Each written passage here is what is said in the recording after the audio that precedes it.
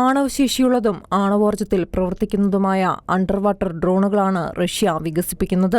Poseidon എന്ന് പേരിട്ടിരിക്കുന്ന ഈ അണ്ടർ വാട്ടർ ഡ്രോണിന് ശത്രുക്കളുടെ റഡാറുകളെ കബളിപ്പിക്കാൻ സാധിക്കും.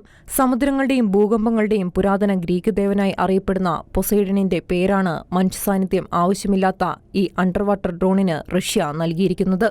യുക്രൈൻ യുദ്ധത്തിൽ പങ്കെടുത്ത് പരിക്കേറ്റ സൈനികരുമായി കൂടിക്കാഴ്ച നടത്തിയ വേളയിലാണ് പുടിൻ പുതിയ മിസൈൽ പരീക്ഷണത്തെക്കുറിച്ച് വെളിപ്പെടുത്തിയത്. പൊസൈഡൻ ഡ്രോണിന്റെ ആണവോർജ്ജത്തിൽ പ്രവർത്തിക്കാനുള്ള പരീക്ഷണം ചൊവ്വാഴ്ചയാണ് നടന്നതെന്നും അത് വലിയ വിജയമായിരുന്നെന്നും പുടിൻ പറഞ്ഞു. ഒരു അന്തർവാഹിനിയിൽ നിന്നാണ് ഇത് തൊടുത്തത്. വേഗതയുടെയും ആഴത്തിന്റെയും കാര്യത്തിൽ പൊസൈഡൻ ഡ്രോണിന് തുല്യരില്ലെങ്കിൽ അതിനെ തടയുന്നത് അസാധ്യമാണെന്നും അദ്ദേഹം കൂട്ടിച്ചേർത്തു. അന്തർവാഹിനികളിലേത് വെച്ചു നോക്കുമ്പോൾ പൊസൈഡിന് ഇന്ധനം പകരുന്ന ആണവ റിയാക്ടർ 100 ഇരട്ടി ചെറുതാണ്. പരമ്പരാഗത അന്തർവാഹിനികളെക്കാൾ വേഗത്തിൽ സഞ്ചരിക്കാനും ഏത് ഭൂഖണ്ഡത്തിലും എത്താനും ഇതിന് കഴിയും. ഏത് പ്രതിരോധ സംവിധാനങ്ങളെയും മറികടക്കാൻ ഈ ഡ്രോണിന് കഴിവുണ്ടെന്നും സമാനമായ ഒന്ന് ഒരു രാജ്യവും സമീപഭാവിയിൽ നിർമ്മിക്കാൻ സാധ്യതയില്ലെന്നും പുടിൻ പറഞ്ഞു.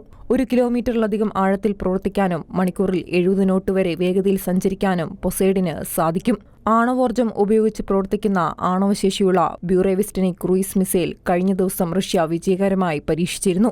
ആണവോർജ്ജം ഉപയോഗിച്ച് പ്രവർത്തിക്കുന്നതിനാൽ ഈ മിസൈലിന് പരിധിയില്ലാത്ത ദൂരം പറക്കാൻ കഴിയുമെന്നാണ് റഷ്യയുടെ അവകാശവാദം.